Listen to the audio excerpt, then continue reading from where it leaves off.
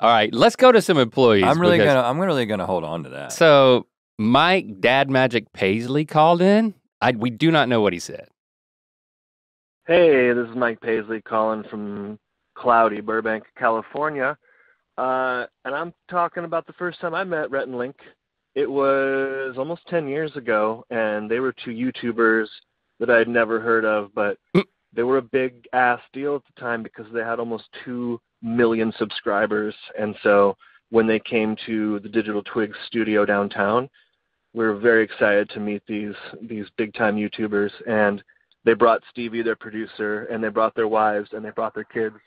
And it totally took out all of the anxiety of meeting these YouTube guys, because they just seemed like regular dudes with kids, and it was a really charming experience. And so I never really liked them, though. Ever since that day, I wish I hadn't encountered them. JK. That's my story about meeting Rhett Link for the first time. It was great, and I'll never forget it.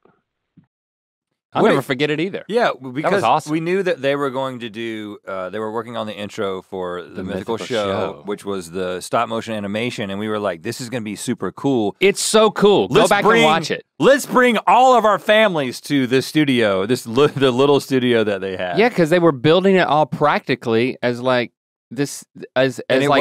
cool. models of a tree growing out of a volcano, an underground volcano. And Paisley was so kind, to show our kids how everything worked, and it was awesome. It was awesome. And now, all these years later, we got him all to ourselves, working for us. Well, before you move to the next one, you're moving pretty quickly.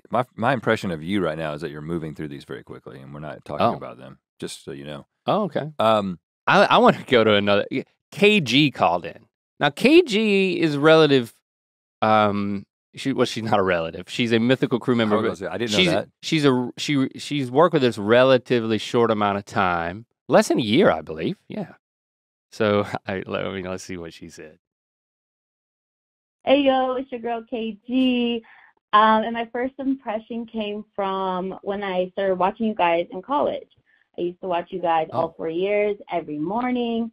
Right before I got ready for class, and the first impression I got off was these goofy, silly, curious guys that gave off the comforting dad vibes, and that's why I would usually watch you guys, because the positive vibes you gave off the videos was just amazing, and it really helped me through all 4 years of college.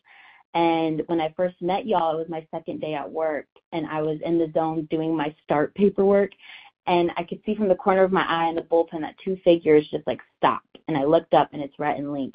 And internally I'm freaking out, and Link's like, oh, you're the new PA, because they just sent out an email welcoming me into the company the day before. I was like, yeah, it's me. My name's Carolina. And I was like, but people call me KG. And it was funny seeing them attempt to say my name. But I was like, no, it's good. You can call me KG. Just call me KG. Or sometimes people call me Kevin Garnett, just to make a joke. Rhett thought it was funny. Then we started talking about basketball. And then they welcomed me and was so excited to see your work and happy that you're here. And it was just very welcoming. So the impression I got while watching their videos really met with the in-person impressions, which is just insane, because I looked up to you guys in college, and it's just crazy to work with y'all. So yeah, I think the impression from watching you guys really met up to in person. Thanks, KG. Too nice. Jenna, come on. You gotta give us some dirt, because okay. Right. I mean, Paisley was nice. KG was nice. No other employees. No one called in. I can't believe no one else called in. Okay. People are afraid. Yeah.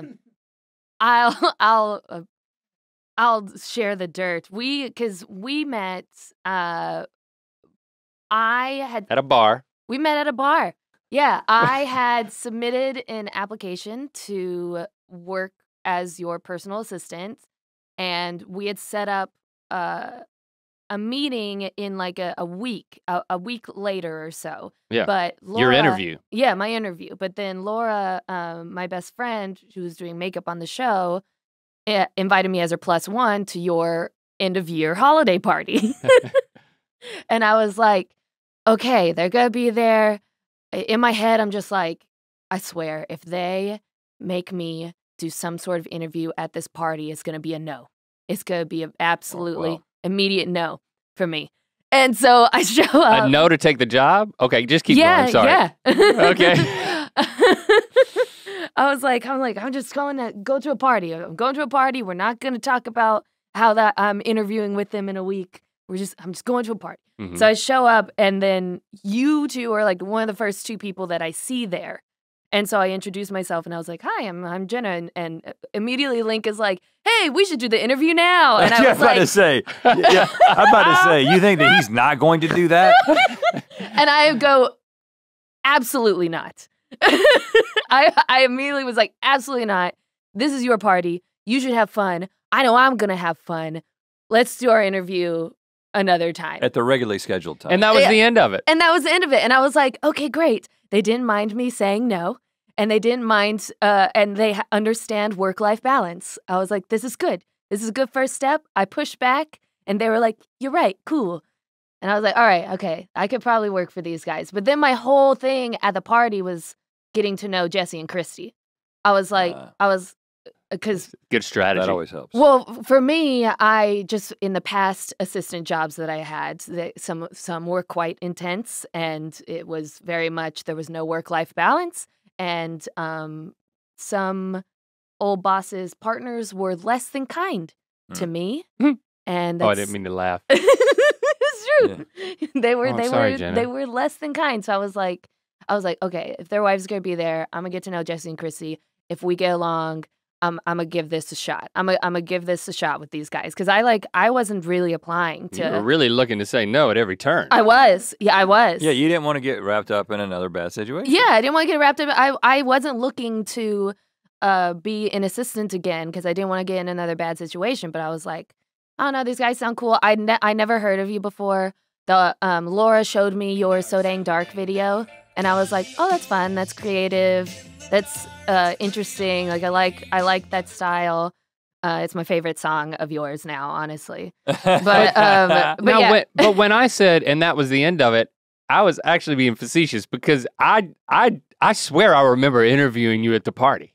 No. Like, I remember sitting next to you. You sat down with me, and I was like, don't talk about this. And then we started talking a little bit, and I was like, you had a conversation. But we had it was a conversation. It wasn't like a hardcore interview. Okay, so we had a little power dynamic. If I remember it correctly. If you thought it was a power dynamic, it wasn't for me. I thought we were just chilling. No. Wait, I kept making you say no to the interview. Yeah. Which was the interview.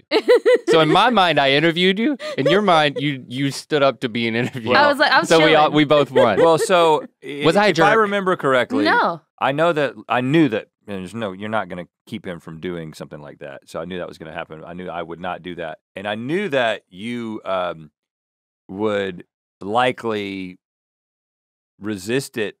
But also, I knew that our interviews, especially for an assistant role, are very much just like, do we like you? Yeah. Do we get along with you? Exactly. Would we vibe with you socially? So I knew that just hanging out with you was a big part of the interview, but it wasn't an interview, so it wasn't going to be. Which is really what I was thinking. It wasn't going to feel any different than hanging out with somebody. Yeah, which is why I literally thought to this day that we did have the interview, like because I made I made my decision. For me, it wasn't an interview. For me, I was just like, I told them we're not going to do a big interview. We'll just talk and hang out and have a good time, have a party. Yep. And we're at a party. Everybody's drinking. I was like a cocktail or two in. It's like, you want to ask me questions about my life? Sure. Right, because you might do that anyway with someone. Man, who played who here? I'm pretty sure. I don't know. I think we both played each other, Jenna. Why are you shaking your head? It worked.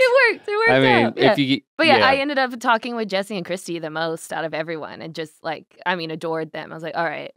If these women are married to these men, all right, I can. Oh, I'll give this interview a shot. I use definitely. I use Jesse as my secret weapon for first impressions most of the time, because I'm just like, if we're going someplace as a couple, I know that she's going to be outgoing in very, very warm, and people are going to connect with her, and then I'm like, okay, in fact, it's actually made me be able to sort of just retreat a little bit, which may not be a positive thing, Because I'm like, I know that she's going to be super sweet and super nice to these people and like start a conversation. She's going to start disclosing something she probably shouldn't disclose the first time that she meets somebody because she's an oversharer. Yeah.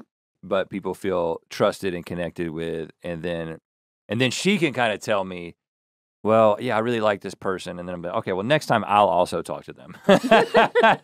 We're just similar. Her and I are very similar because I have a tendency, if in the right circumstances, someone asks a personal question, I'll overshare. If they ask, I'm gonna just share. I'm like, all right. Well, you don't even have to ask Jessie. Yeah, she'll just say it. But another thing It's about not that party, oversharing if you're comfortable sharing it though. unless other people aren't comfortable hearing it, I suppose. Oh, is that a component? Well, I've had a very... It might give you a little insight into Link's I've had a mind very works. interesting life. I've had a lot of crazy things happen. And sometimes when I say things, people are very uncomfortable because they're like, oh, huh. I do. I feel like, and well, okay, I get that. I think my mentality is I'd rather put a little bit more of myself out there, even if it's like people are like reeling a little bit, because it is part of who I am. And if that's not, if you're going to have a negative reaction to that, then there's nothing here for us. And now you know that.